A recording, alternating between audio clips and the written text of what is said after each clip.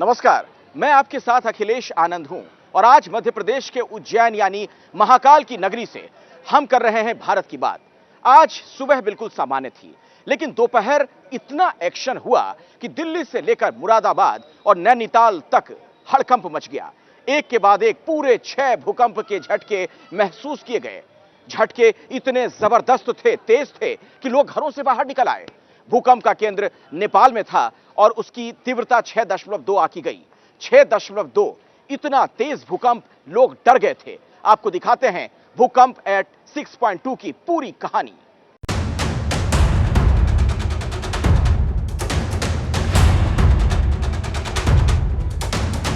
अभी 15-30 सेकंड का भूकंप था और उसके बाद एकदम थोड़ी देर बाद फिर चले गया।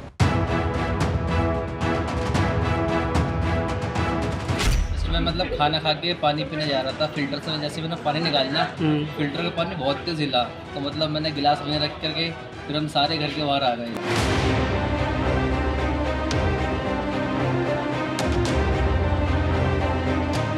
भूकंप अचानक से, अब हमें तो उसमें से कुछ गिरने की आवाज़ें आ रही थी। सीमेंट कंक्रीट गिर रहा है और उसके बाद हमें बिल्डिंग के भी हिलने का वो हुआ, तो तब हम तुरंत फिर घर से बाहर निकले हैं।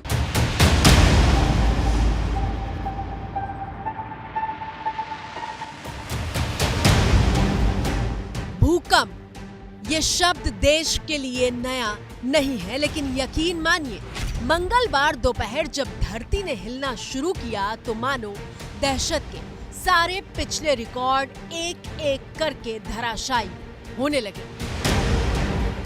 बहुत तेज झटका था और एकदम ऐसे चक्कर सा आया और उस चक्कर से अभी भी ऐसे लग रहा है जिससे दर्द सा एकदम हो गया और सारे भागते भागते रह गए कि ये क्या हुआ। मतलब बहुत तेज था। तुरंत हमने कहा कि सभी बाहर निकलिए और यहाँ से निकलना सबसे पहले प्राथमिकता हमारी। कोई दफ्तर में अपना काम छोड़कर भागा तो कोई हिलते हुए बिस्तर को देखकर घबराया।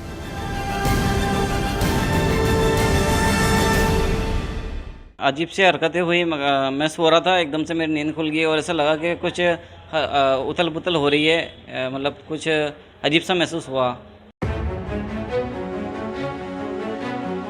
दोपहर करीब 2:06 का वक्त हो रहा था। कोई बाजार में था तो कोई घर के भीतर, और इसी वक्त भूकंप के पहले झटके ने दस्तक दी।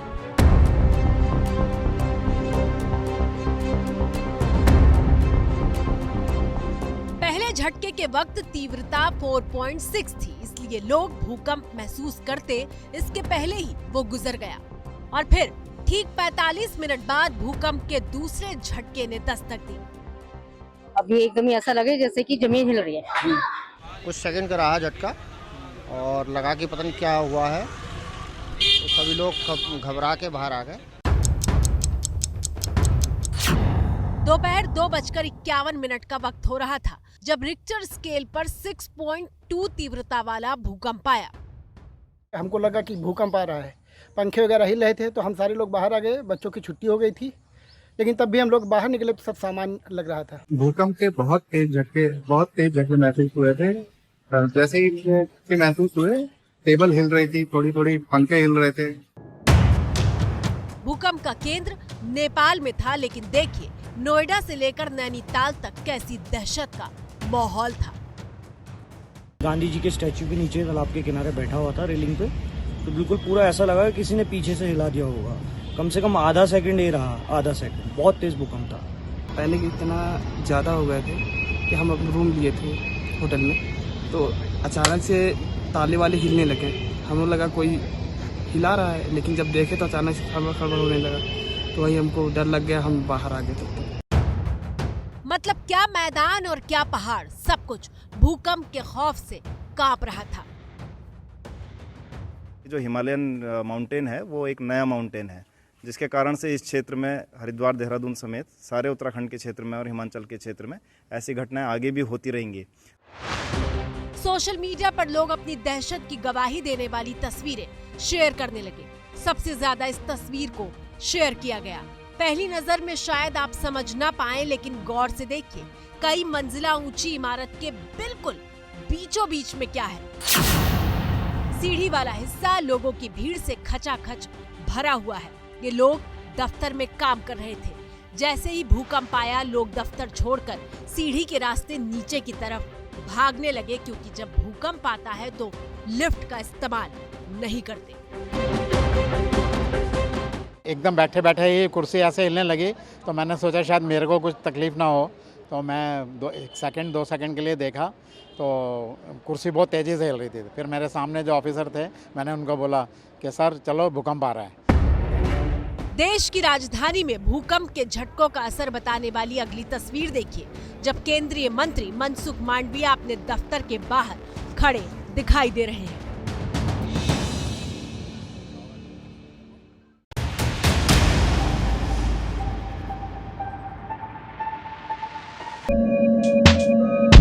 उत्तर प्रदेश के 30 जिले भूकंप के गवाह बने हैं। आपकी स्क्रीन पर मौजूद ये तस्वीरें यूपी के शहर कानपुर से आई हैं, जहां सड़क भीड़ से पटी हुई है। मैं कोटक किसान टावर में ही 8th फ्लोर पे मैं जॉब करता हूं। मैं अपने वर्क स्टेशन पे वर्क कर रहा था, तभी उसी बीच मैं खड़ा था और मैं पानी का गिलास लिए था, तो मेरे को ऐसा महसूस हुआ कि कुछ चीज हिल रही है। लखनऊ से लेकर सीतापुर, लखीमपुर खीरी, पीलीभीत, शाहजहांपुर, बरेली, रामपुर, अमरोहा, बिजनौर और बदायूं तक भूकंप के झटके महसूस किए गए। गनीमत ये रही कि किसी तरह के जान माल के नुकसान की खबर नहीं आई। भूकंप का केंद्र नेपाल बताया जा रहा है।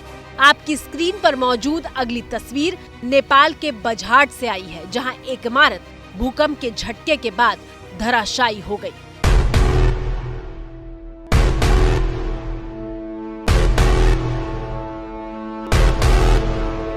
लेकिन आज जो भूकंप आया वो सामान्य भूकंप नहीं था। आज के भूकंप का बर्ताव बदला हुआ है।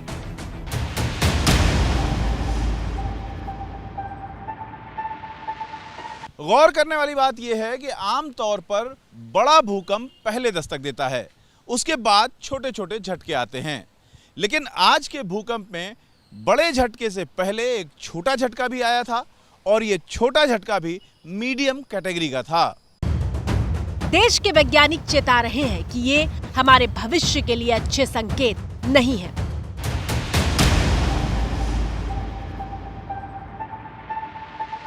लगातार, क्योंकि पिछले 200 वर्षों से यहाँ पर कोई भी बड़ा भूकंप नहीं आया है, क्योंकि पिछला भूकंप 1991 में उत्तरकाशी और 99 में चमोली भूकंप के नाम से जो जानते हैं, तो उसके बाद उनका भी 6.8 और 6.3 रिक्टर स्केल पर उसकी इंटेंसिटी थी।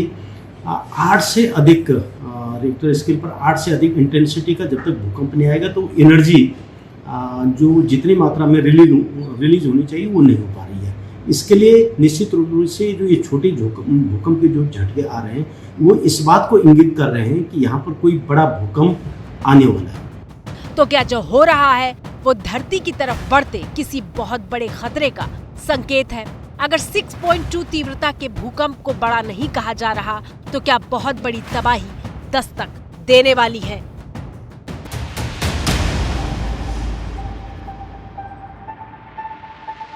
जो घटना है वो कोई भी बड़ी होने से बच गई, लेकिन ये आगे आने वाले समय के लिए अच्छा संकेत नहीं है, क्योंकि इस क्षेत्र में बहुत ही जबरदस्त भूकंप आ रहे हैं और दिल्ली से लेकर के उत्तरकाशी तक का जो जोन है ये टॉप जोन में आता है भूकंप के लिहाज से, जो सबसे खतरनाक जोन होता है। इन चेतावनियों और भूकंप के झटकों के बाद सोशल मीडिया से लेकर पाकिस्तान तक सिर्फ एक वैज्ञानिक का नाम गूंज रहा है, वो है फ्रैंक हुगरबीट्स।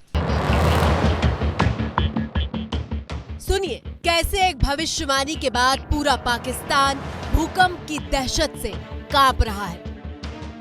डच साइंसदान ने पाकिस्तान में 48 घंटे में जलजले की पेशगोई की है। नेदरलैंड्स के सोलर सिस्टम ज्योमेट्री सर्वे ने चमन की फॉल्ट लाइन को इंतहाई ताकतवर जलजले का रीजन करार दिया है।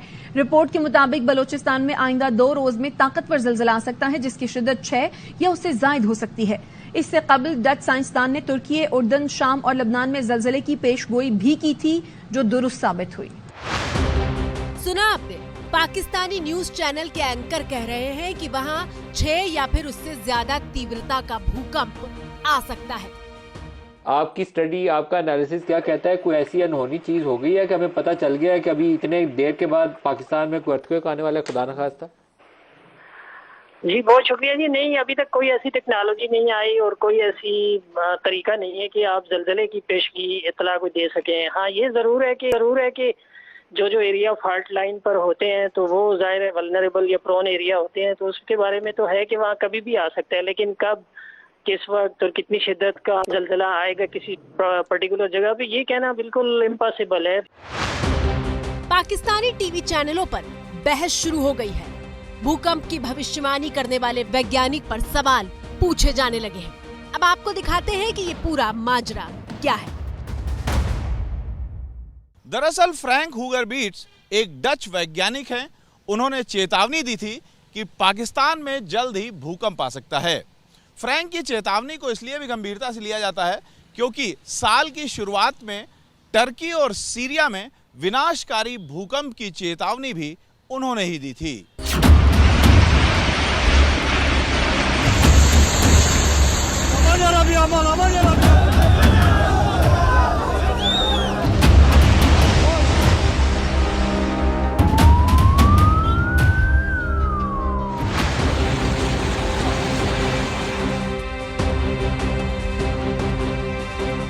साल की शुरुआत में आए भूकंप में तुर्की में 50,000 से ज्यादा लोगों की जान चली गई थी।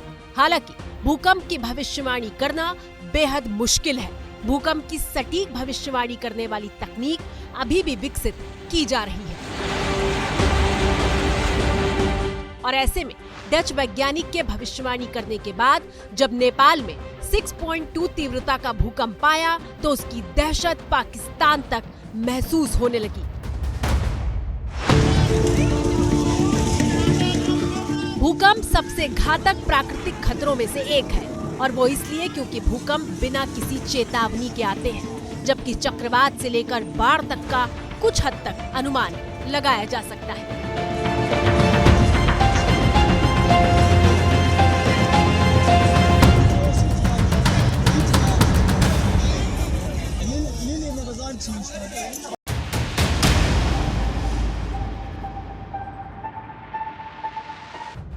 आपके मन में सवाल होगा कि आखिर भूकंप आता कैसे है। हमारी धरती मुख्य तौर पर 4 परतों से बनी है।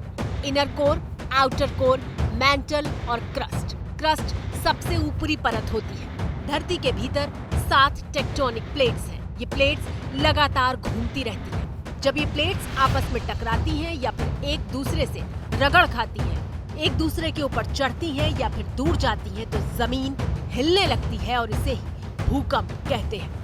इंडियन टेक्टोनिक प्लेट हिमालय से लेकर अंटार्कटिका तक फैली हुई है। ये पाकिस्तान बॉर्डर को सिर्फ छूती है, जबकि यूरेशियन प्लेट हिमालय के उत्तर में है। इंडियन प्लेट उत्तर पूर्व दिशा में यूरेशियन प्लेट की तरफ यानी चीन की तरफ लगातार बढ़ रही है। अगर ये प्लेट टकराती है तो भूकंप का केंद्र भारत में होगा, जिससे बड़ी तबाही होगी।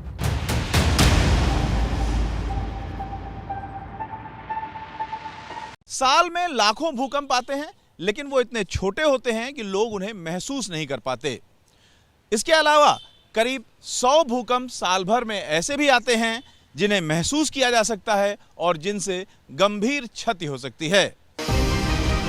2001 में गुजरात के भुज में आए भूकंप को भूले नहीं होंगे आप, जब पूरा शहर ही मलबा बन गया था। भूकंप के लिए अलग अलग जोन है, जिसमें जोन 4 का मतलब है ज्यादा जोखिम वाला इलाका, और दिल्ली एनसीआर जोन 4 में आता है।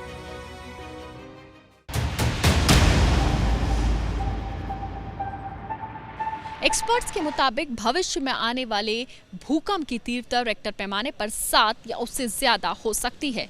हालांकि भूकंप कब आएगा इसके बारे में भविष्यवाणी नहीं की जा सकती। भूकंप अगले सेकंड भी आ सकता है और 100 साल बाद भी। भारत की बात में आज फिलहाल इतना ही। जैसे ही घड़ी का काटा दोपहर 2:30 पे आए, बबीता जी का दिल सास बहू साजिश के लिए मचल जाए। और ये है इनकी बहू, पूरे दिन ऑफिस की टेंशन हो जाए गॉन जब ये करें अपना फेवरेट शो फ्री टाइम पे ऑन। इनकी तरह आप भी देखें अपना फेवरेट शो अपने टाइम पर और डाउनलोड कीजिए एबीपी लाइव ऐप अपने स्मार्ट टीवी पर।